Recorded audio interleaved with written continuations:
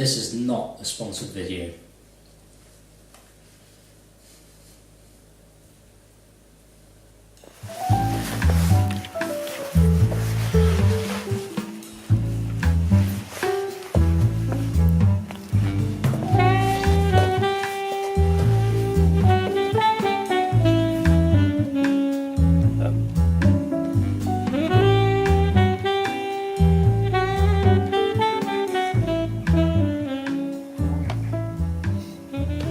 Good evening, folks. Thank you very much for checking in this evening. Right, in the previous video I mentioned that I might be doing this video. Basically, as I'm sure you might be aware if you watch my videos, I just recently upgraded to full frame. I've been using Nikon DX cameras for the last year and a half, 2 years, and just a few months ago I finally upgraded to this. It's D750 full frame camera, superb in low light, still pretty light in weight, does everything that I need it to do. Found it absolutely superb. Obviously with that, when you change from crop sensor to full frame, you need to start thinking about upgrading your lenses as well. So I was alright with a couple of mine. I've had this Nikon 50mm f1.8D, which works absolutely great. I had that anyway on my crop system. Same goes for this Tamron 70-300, which you will have seen as well a couple of times. Love this lens. It's not by any means the fastest lens on the market. I think it's f4 to 5.6 depending on your zoom, but yeah, that's switched over to full frame absolutely fine as well. But my other lenses were all crop sensor lenses, which meant that when I was attaching them to the D750, I wasn't getting the full picture. I wasn't able to capture what I could actually see through the viewfinder. It would automatically crop the image that you were viewing. So I started eyeing up some sort of mid-range lenses, i.e. mid-focal range lenses. I'm sure, as most people know, probably the most popular or the most common standard range zoom is a 24 to 70mm. So that's what I started looking at. I was looking at the Nikons, I was looking at Sigmas, and then I started looking at Tamron as well. And from all accounts, the Tamron G2 lens looked like an absolute beast. And so I started shopping around. £1,200 these lenses cost, which compared to the Nikon, which you're looking well over £2,000, it's a very good deal, but it's still not the kind of money that I had available to me. So I started looking elsewhere at this lens, and ended up paying around £650, and I got the lens. So as you can see, it is like, you can't feel the weight of it, but it is a beast of a lens. Tell almost just from the weight of it how good the build quality is. Yeah, everything about this lens is just so sturdy and responsive. Even just the quality of the lens caps, just superb. Now, as you might have guessed, the reason this lens is so cheap is because it's a grey market import. So I didn't know, as well as a lot of other people, what grey import is or what it means. So I did a bit of research before I bought the lens. So basically what grey import means is that this lens is not genuine UK stock. it was originally destined for retail in another country, let's say China for example, but I've bought it here in the UK. Now there's a few companies based in the UK who do this. I think they tend to ship them through Ireland, so which means it's not coming through UK customs as they normally would do. Now, pros and cons with buying grey market. Obviously the pros, it's a hell of a lot cheaper. I paid almost half the price for this lens as I would going down to the local shop, in which case they probably have to order it in anyway because they don't tend to stock these. But yeah, that was £600 almost I saved buying this lens as a grey import. So obviously that is pretty much the main pro. So obviously the main con of buying grey import is that, say for example, I've had this lens for about 2 months and let's say the autofocus stopped working. If I tried to contact Tamron UK, they would outright refuse to have a look at this lens because I don't have a UK Tamron warranty, which is fair enough, to be fair. Saying that, with this lens I did get a seller's warranty, so should anything happen, the autofocus stops working for example, then I can get in touch with them. I've read plenty of reviews about this online store and they are very good with their customer service. Now, having a look online, there are a few websites such as this one. The title is Buying Grey, Perils of Buying Grey Import Products, and they will warn you about not getting the manufacturer warranty, but they will say outright that you just won't get a seller's warranty either. Do you mind? There's a horse here. Alright mate. Thank you. Now, one of the other things that they state is, say if you're buying an actual camera rather than just a lens, that you probably won't get the UK 3-pin mains socket adapter, but then I know that a lot of companies just throw in an adapter with it anyway. It's just a standard kettle cord. They're pretty cheap, they're all pretty much the same. There's really not much difference. They do also mention about the fact that you may have to pay for the VAT and import tax yourself, which I've not had to do. It's included in the price as far as I'm aware.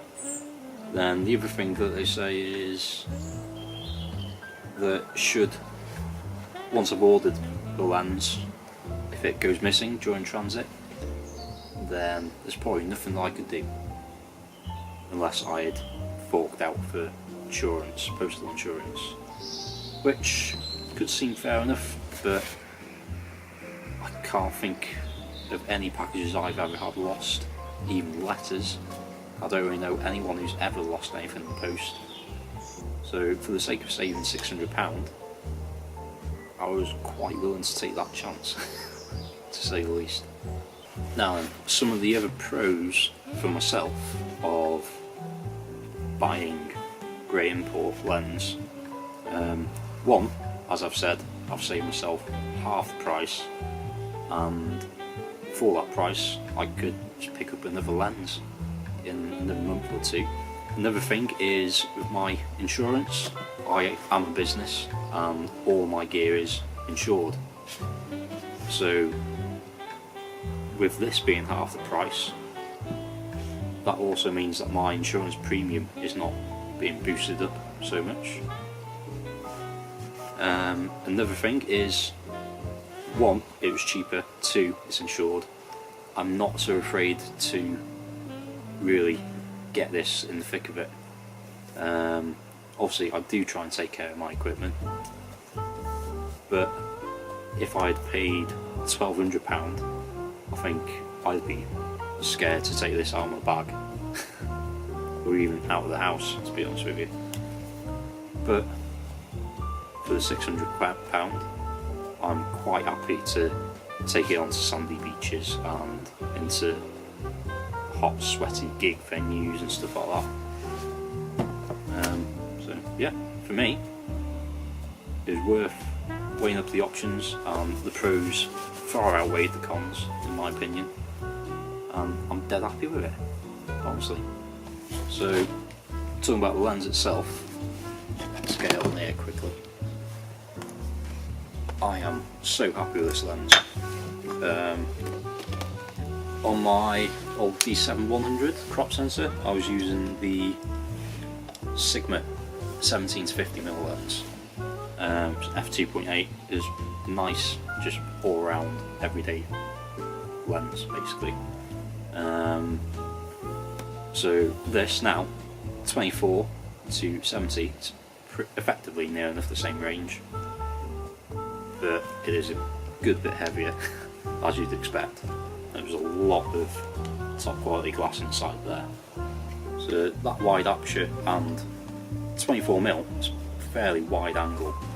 I've been doing a fair bit of astrophotography this summer. I've had a few shots of the Milky Way coming from this lens and camera combo. The autofocus is fast and very quiet as well. Yeah, all the rings are really nice and smooth, no lag or anything in any of them. Now there's a cow going mental. That's what you get for living in the country. It's a very sharp lens throughout its aperture range and zoom range as well. I'll show you quickly. This is 24mm from where I'm sat through to 70mm. Like rubbish photos, just for an example, but that is the range that you get. It does save you. I love my little 50mm prime lens, but especially if you're in a smaller venue, it can be limiting. It's like you just want that extra space at times, and I find this is just a great all-round lens really. It does also have the vibration compensation, so if you switch that on, it'll, even in low light, I can focus and it'll hold, stabilise that shot for me, so that I am able to shoot at slightly longer exposures handheld. Obviously when I'm using the tripod, I just tend to switch it off. I don't really need it. I trust that my tripod is sturdy enough. So by way of example, generally speaking, you don't really want to be hand holding the shot for an exposure any more than 1/60th or 1/50th, I'd say personally. But at the moment I'm at f2.8 ISO 100, so I'm just going to zoom in onto this camera here. Focus. This is giving me an exposure of 1/4 of a second. Take a couple of shots there, and they are pretty sharp. There's next to no shaking those images at all. And also in video, so this footage right now is without vibration compensation on. Let's zoom in a bit so we're really exaggerating it. You can definitely see that shake, can't you? Now this shot is with the vibration compensation on, and there is barely any movement in there at all. So I can feel and see my hand shaking. but the picture is not really shaking at all. That's how good this VC really is in the Tamron. So yeah, at the end of the day, I'm dead happy with this lens, and even happier with the price that I paid for it. To me, I would have no qualms at all with buying grey import again. I'd probably try and stick to the same online store that I have used before, just because I know that their service is good. I received this lens within, I think, 2, maybe 3 days of ordering it. All original packaging, all the accessories, the pouch, manual, everything is genuine. It is genuine Tamron, but without the UK price tag. So yeah, if you're wondering to yourself, it's like if you go on eBay or anything like that, and you're thinking, why are these lenses and cameras so cheap compared to, I don't know, Amazon or somewhere else, an actual camera store? It's because they weren't destined for the UK or whichever country you were in. So just weigh them up to yourself, the pros and cons. Is it worth paying that extra money for the same product, exactly the same product, but one that was originally destined to come to your country for retail? Or is it worth saving possibly 50% and ordering it from overseas, but probably through a company based in or very near your own? Yeah, just have that little chat to yourself, put it down on paper. I think 9 times out of 10 you're going to end up going for grey import. So yeah, I think that's it for me for today. Hope it's of help to anyone who's had this dilemma with themselves. In my opinion, it's worth it. In some people's opinion, you're cheating the system and it's all illegal, but it's not at all. It's completely up to you whether you want to save the cash or not. So yeah, as usual, thank you very much for watching this channel. I hope you've taken something away from this video. If you've had similar experiences, drop a comment below this video. I'm always happy to give my opinion and chat about anything that I do, basically. Yeah, if you liked it, give it a thumbs up and hit subscribe if you want to see more. Yeah, bye.